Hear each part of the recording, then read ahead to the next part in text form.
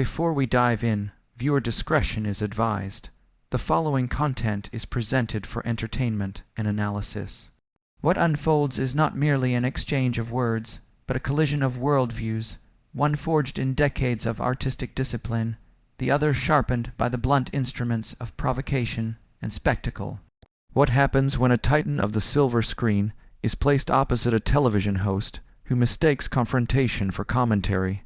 Today, we dissect the on-air clash that sent Kate Winslet walking off the stage and left Joy Behar seated in the stunned silence of her own making. This is not gossip. This is a chronicle of professional decorum, personal dignity, and the brutal spectacle that erupts when those boundaries are shattered before a live audience. Subscribe now and cast your own verdict on this very public trial. From the moment Kate Winslet stepped onto the view stage, the atmosphere carried a subtle but undeniable charge, a static hum crackling just beneath the surface.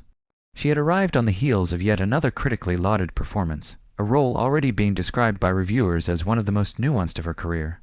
The visit was expected to be a familiar victory lap, warm applause, thoughtful discussion, mutual admiration. What no one could have anticipated was the breathtaking speed with which the interview would derail. "Welcome back to The View, everyone," Whoopi Goldberg announced, her smile steady and reassuring, a familiar anchor for both the audience and the guest. Today, we're joined by the phenomenal Kate Winslet, who is headlining what critics are calling the performance of her career. Kate took her seat with the effortless poise that had made her a global icon for over 3 decades. There was no pretense in her demeanor, only the quiet confidence of someone who had earned her place through talent rather than calculation. "Thank you so much for having me, Whoopi," she said warmly. "It's truly a pleasure to be here." The opening moments unfolded exactly as expected. Sarah Haynes posed thoughtful questions about Kate's preparation process, while Sunny Hostin praised the film's social relevance and emotional depth. Kate responded with eloquence and sincerity, speaking passionately about storytelling, vulnerability, and the responsibility that comes with portraying complex human experiences. She was, by every measure, in complete command. Then, from across the table, Joy Behar leaned forward. That familiar smirk, long recognized by loyal viewers as a harbinger of disruption, slowly crept across her face. "So, Kate," Joy began, her voice coated in a syrupy sweetness that barely masked its edge, "I have to bring up something that's been bothering me. You've been in Hollywood for, 30 years now, and yet you continue to pursue these youthful romantic narratives. Don't you think it might be time to accept that those chapters are closed?" The studio fell into a silence so complete it felt physical. Kate's smile faltered, just for a fraction of a second, before professionalism reclaimed its hold. "I'm sorry, Joy," she replied calmly, "but I'm not sure I understand what you're implying." "Oh, please." Joy scoffed, dismissively waving her hand. "Time waits for no one. Shouldn't you be transitioning into roles more appropriate for your stage of life? Mothers, perhaps, even grandmothers, instead of competing for parts against actresses half your age?" Whoopi shifted uncomfortably, her eyes flashing with concern as she sensed the conversation veering into dangerous territory. "Joy, I think—" No, let me finish." Joy cut in sharply, her tone now unmistakably hostile. "I'm just saying out loud what everyone else is thinking. There's something deeply unflattering about older actresses clinging to roles meant for women in their 20s and 30s. It reeks of desperation." The color drained from Kate's face, but her voice remained steady, fortified by restraint rather than anger. "Joy, there seems to be a fundamental misunderstanding here. The character I portray is a woman in her 40s, navigating profoundly adult conflicts. This isn't about age. It's about telling meaningful stories." Joy let out a harsh, humorless laugh. "Stories with substance, spare me. You're playing dress up, pretending to be a version of yourself that no longer exists. Acting, I understand, but there's a fine line between performance and delusion." "Delusion?" Kate echoed softly. The word lingered between them, heavy and cruel. The hurt in her eyes was no longer concealed. "Joy, that's enough," Whoopi interjected firmly, her tone ironclad, but Joy pressed on. "I'm not trying to be vicious," she insisted, even as her words cut deeper. "I'm being honest." Hollywood has a sickness. It refuses to let women age gracefully, and when someone of your influence accepts these inappropriate roles, you're feeding that disease." Kate inhaled slowly, deliberately, her hands clenching in her lap as she gathered herself. "I must say, Joy, I am genuinely stunned by this line of attack. I came here to discuss a film, a story about resilience, identity, and human connection. The age of my character is incidental, not central. But is it?" Joy shot back, sensing blood in the water. "Because from where I'm sitting, this looks like yet another Hollywood fantasy, selling the illusion that women past 40 can still dominate the screen as leading ladies. It's unrealistic." The camera lingered on Kate's face, capturing every flicker of disbelief, every restrained tremor of emotion. Here stood one of the most accomplished actresses of her generation, an artist whose career was built on discipline and range, being told, live on air, that time itself had rendered her unfit for the craft she had mastered. "Joy," Kate finally said, her words measured, her voice calm but resonant, "what you are describing is not realism. It is limitation, and it is precisely that thinking which has suffocated storytelling for women for decades." Her British accent sharpened noticeably, as it always did when emotion pushed past restraint, the crisp consonants cutting through the charged air like finely honed steel. "I find I must ask you something," Kate said, her gaze unwavering. "Would this line of questioning ever be directed at a male actor? Would you dare ask George Clooney or Brad Pitt whether they have aged out of romantic consideration?" Joy scoffed loudly, the sound dripping with dismissal. "That is an entirely different matter, and you know it." "How precisely is it different?" Kate countered immediately, her body leaning forward, instinctively closing the physical and symbolic distance between them. "Explain it to me, Joy. Articulate the distinction." Joy crossed her arms, settling into a posture of smug certainty. "Men and women age on different trajectories," she declared. "Men gain gravitas, distinction, authority. Women are simply left with age. That is the cold, hard truth." An absolute hush fell over the studio, so deep, so complete, it felt as though the oxygen itself had been siphoned from the room. Somewhere beyond the cameras, a stagehand froze mid-step. A producer's hand hovered inches above a control panel, unsure whether to intervene. The audience sat motionless, no coughs, no whispers, not even the rustle of clothing. You could have heard a pin drop. You could have heard a tear fall. Kate stared at Joy, her expression unreadable. Seconds stretched into an eternity. It was the kind of silence that screams louder than any argument, a silence heavy with judgment, with disbelief, with restrained fury. When Kate finally spoke, her voice was wrapped in iron discipline, barely containing the inferno beneath. "That," she said slowly, deliberately, "is without question the most archaic and sexist declaration I have been subjected to in a very long time, and to hear it delivered by another woman, one who claims to have fought for progress, it is a particular kind of disappointment. Oh, spare me." Joy snapped back, rolling her eyes with theatrical contempt. "Do not attempt to lecture me on sexism.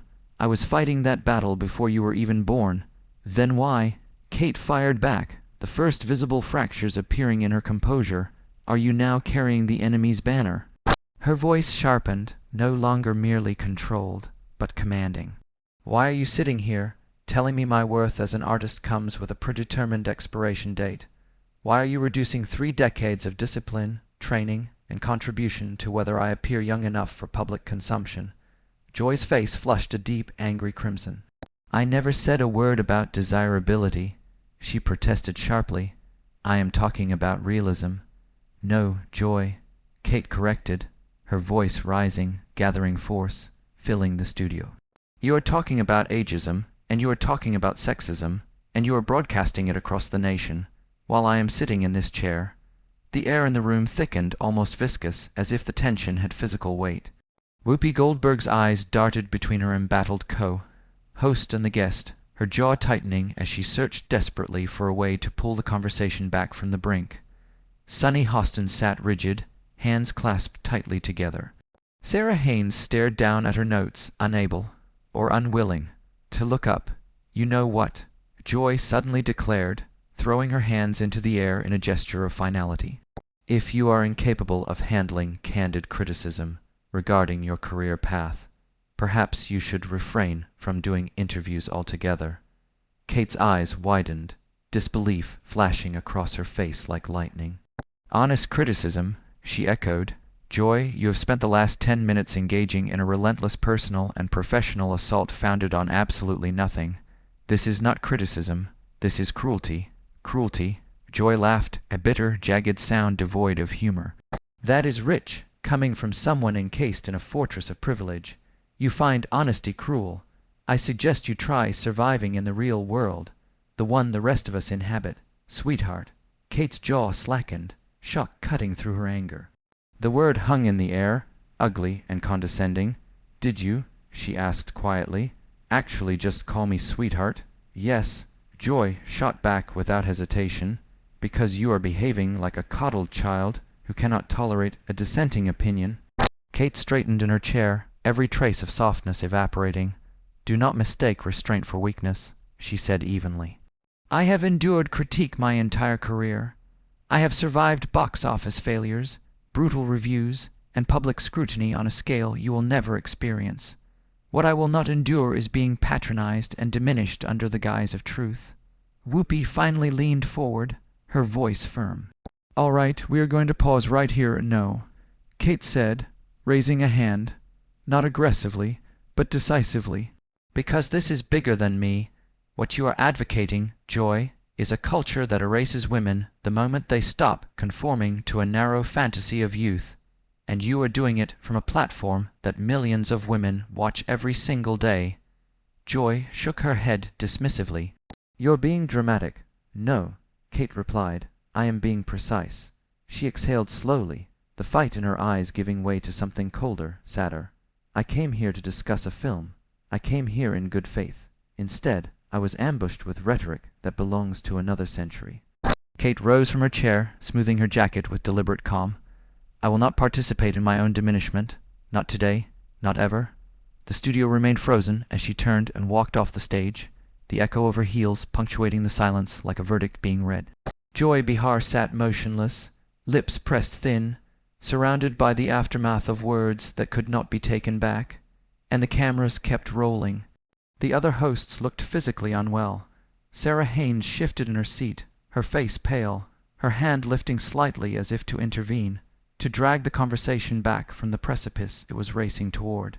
"Perhaps we should," she began. "No," Kate said firmly, raising her hand without looking away from Joy. The gesture was calm, but unmistakably authoritative, halting the rescue attempt mid-breath. "I want to hear this through." Her eyes remained locked on her adversary. "Joy, please enlighten me. What profound truth do you believe you are dispensing here?" Joy leaned back in her chair, visibly pleased. A smug satisfaction settled across her face, the expression of someone who believed she had cornered her opponent. "The truth," she said coolly, "is that Hollywood is pathologically obsessed with youth, and rather than challenging that toxic system, you are willingly enabling it." Kate blinked once, slowly. Joy continued, gaining confidence. "You are accepting roles that rightfully belong to younger actresses, women who could bring genuine authenticity to these characters, women who need those opportunities far more than you do. Taking roles away," Kate repeated, disbelief threading through every syllable. She tilted her head slightly, as if genuinely trying to understand the logic being presented. "Joy, do you even comprehend how casting functions in this industry? Do you imagine I am prowling through Hollywood like a thief in the night, snatching scripts from the hands of 25-year-olds? Is that the crime you are accusing me of?" "I believe," Joy replied sharply, her words clipped and deliberate, "that you are making choices that sustain a fundamentally broken system. And when that reality is pointed out, you retreat behind accusations of sexism, rather than acknowledging your complicity." A visible fracture spread through Kate's legendary composure. The controlled elegance that had defined her public persona wavered, replaced by a raw, incandescent disbelief. "Let me ensure I understand you correctly," she said slowly. "You are suggesting that I, as a woman, am personally responsible for Hollywood's ageism simply because I continue to work." "I am suggesting," Joy countered without hesitation, "that you could use your immense platform to champion authentic representation instead of accepting whichever role comes with the highest paycheck." The accusation dropped into the studio like a toxin, seeping into every corner of the air. Even the audience seemed to recoil from it. Kate stared at Joy, her expression a battlefield, shock colliding violently with a fury that had been building brick by brick. "Whichever role offers the highest price," Kate repeated softly. Her voice dropped to a dangerously calm register, the kind that precedes an explosion rather than prevents it. "Joy, do you have any mortal concept of what you are saying? I am aware," Joy snapped back, "that you are not struggling financially. Then why?" Joy continued relentlessly, "Not exercise restraint. Why not step aside and allow younger actresses, women who genuinely depend on those roles, to take your place?" Whoopi Goldberg finally leaned forward, urgency etched into her face. "Joy, I truly think we should know," Kate cut in sharply, her gaze never leaving Joy's. There was no anger in the interruption, only command. "I intend to see this through." The room froze again. "Joy?" Kate continued, her voice steady but charged. "Since you appear to possess such encyclopedic insight into my career decisions, allow me the courtesy of offering you an education." She gestured subtly toward the audience. "The very film we are here to discuss today, I accepted a substantial reduction in my fee to bring it to life, not because I needed the money, but because I believed in the story." Joy's expression flickered just for a moment. "The director," Kate continued, "is a first-time filmmaker, a woman. Nearly half of the crew were women under the age of 30, women gaining their first real foothold in this industry, women I actively advocated for." Her voice sharpened now, conviction flooding every word. "I used my influence to secure funding. I used my name to protect creative control. I used my experience to mentor, not dominate." She leaned forward slightly. "So please explain to me how these actions constitute harm. Explain how continuing to work, to collaborate, to uplift others, somehow makes me a villain in your narrative." Joy opened her mouth, but nothing came. Kate pressed on, no longer holding back. "You accuse me of perpetuating a system that devalues women, yet your argument hinges on the idea that I should quietly disappear once I pass an arbitrary age threshold. That is not progress. That is erasure." She shook her head slowly. "You are not advocating for younger women. You are advocating for scarcity, for a system that pits us against one another, where one woman's presence is treated as theft rather than contribution." The silence was suffocating. "You claim to be exposing truth," Kate concluded, "but what you are truly exposing is a world, you that cannot tolerate women existing beyond a narrow window of acceptability." Her voice softened, not with weakness, but with finality. "And I will not apologize for refusing to step aside, so others may feel more comfortable with my absence." A fleeting flicker of uncertainty crossed Joy's face, so brief it might have gone unnoticed by anyone not watching with forensic attention, but she recovered quickly, squaring her shoulders and doubling down. "One film," she said coolly, "does not absolve decades of questionable choices."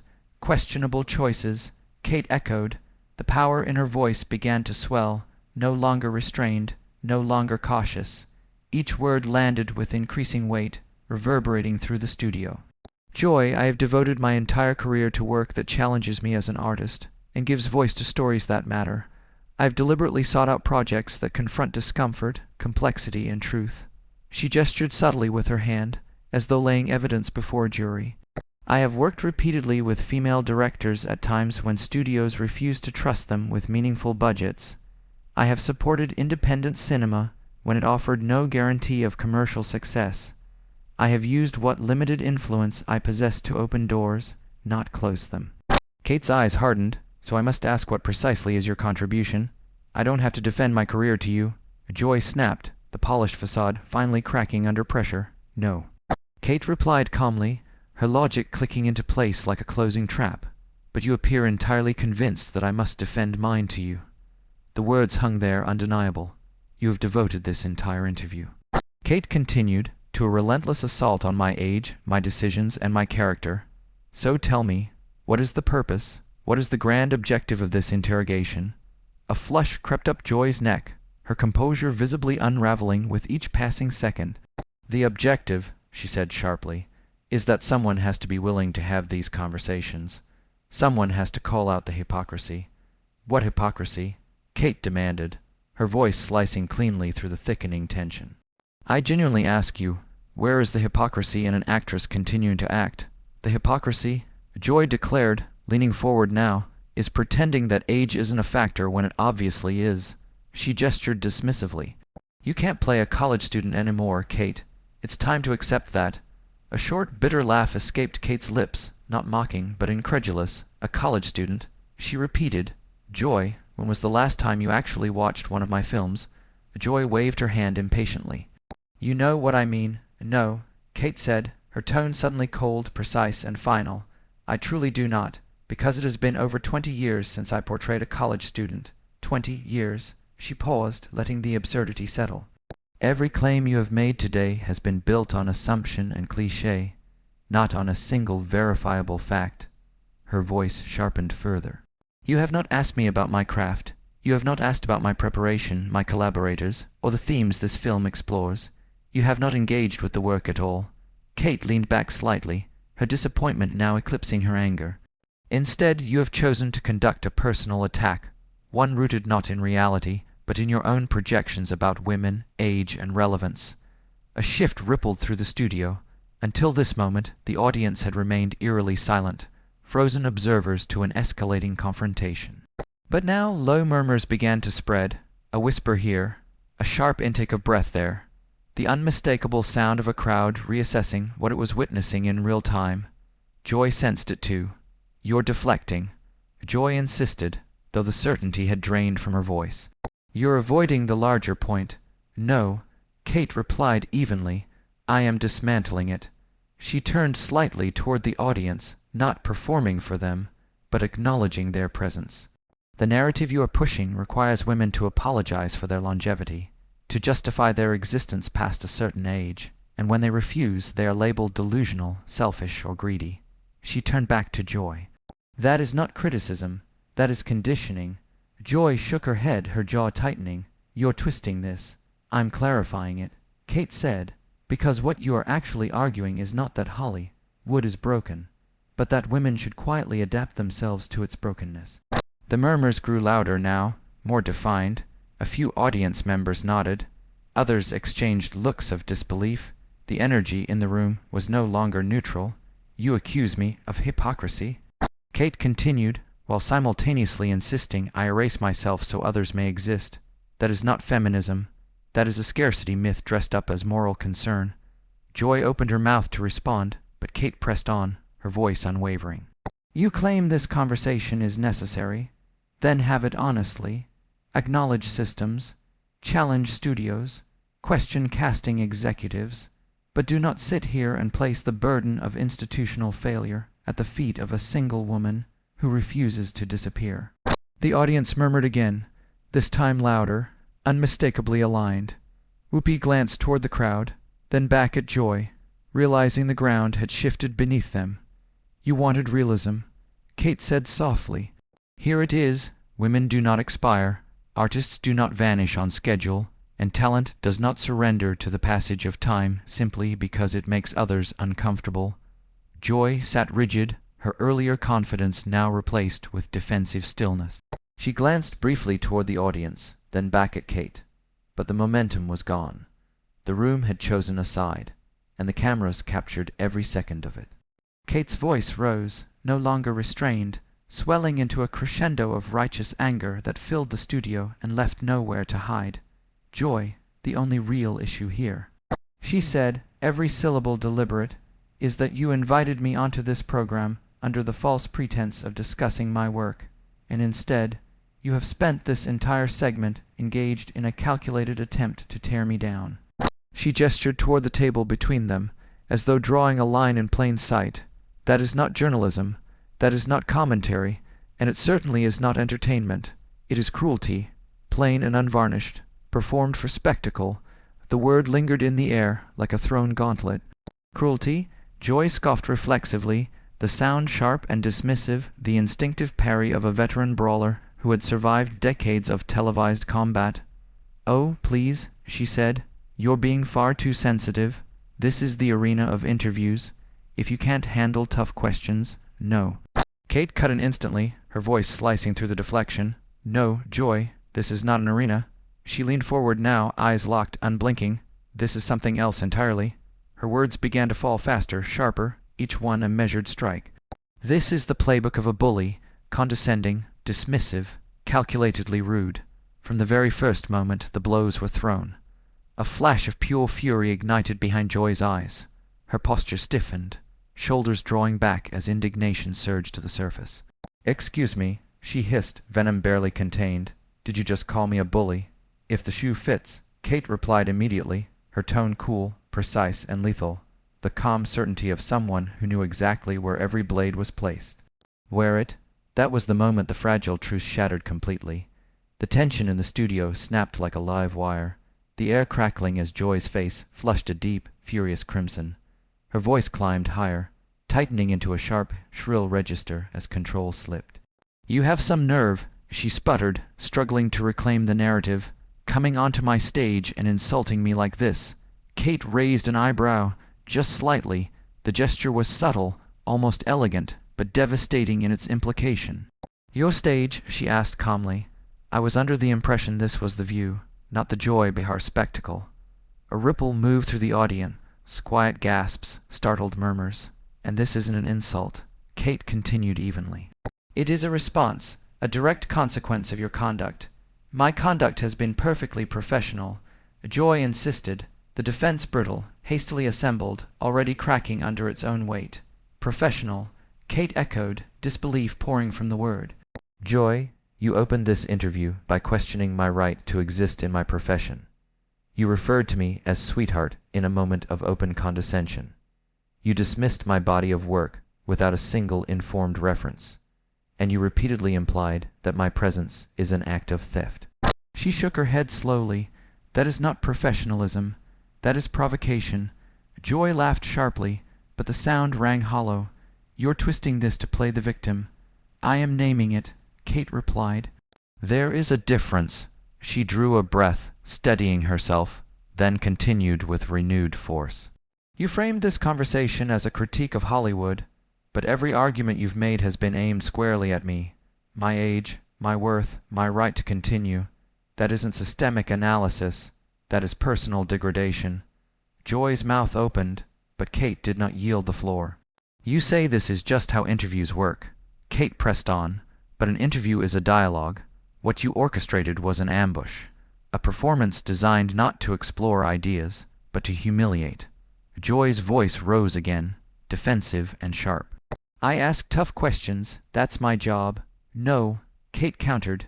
"Your job is to interrogate power, not to punch down while pretending you're doing the public a favor." The studio audience, once a silent witness, now stirred openly. A few heads shook, someone audibly exhaled. The mood had shifted unmistakably. "You accuse me of sensitivity," Kate continued, "but sensitivity is not weakness. Sensitivity is awareness, and what you have shown today is a profound lack of it." Joy crossed her arms, her jaw set. "You're attacking me now." "I am responding," Kate corrected. "There is a difference, and you know it." She leaned back slightly, regaining a measure of composure, though the fire in her eyes had not dimmed. "You wanted honesty. Here it is. You use my presence to manufacture outrage. You replace curiosity with cruelty because cruelty is easier, louder. It guarantees attention." Joy bristled. "That's your interpretation." "It's the evidence," Kate replied. Captured on camera, broadcast live, Whoopi Goldberg finally leaned forward, tension etched across her face. "All right, let's take a breath and know." Kate said quietly, not unkindly, but firmly, "Because this matters." She turned back to Joy. "You don't get to cloak hostility in the language of truth and call it courage, and you don't get to dismiss accountability by calling it sensitivity." Joy stared back, her earlier bravado unraveling, replaced by brittle indignation. "This," Kate concluded, her voice steady and resolute, "is not about my feelings. It is about your behavior, and you do not get to define harm simply because you are accustomed to delivering it." The studio fell silent once more, this time not stunned, but settled, as if a verdict had quietly formed. Joy Behar sat rigid, lips pressed tight, the weight of the moment pressing in from all sides, and the cameras kept rolling.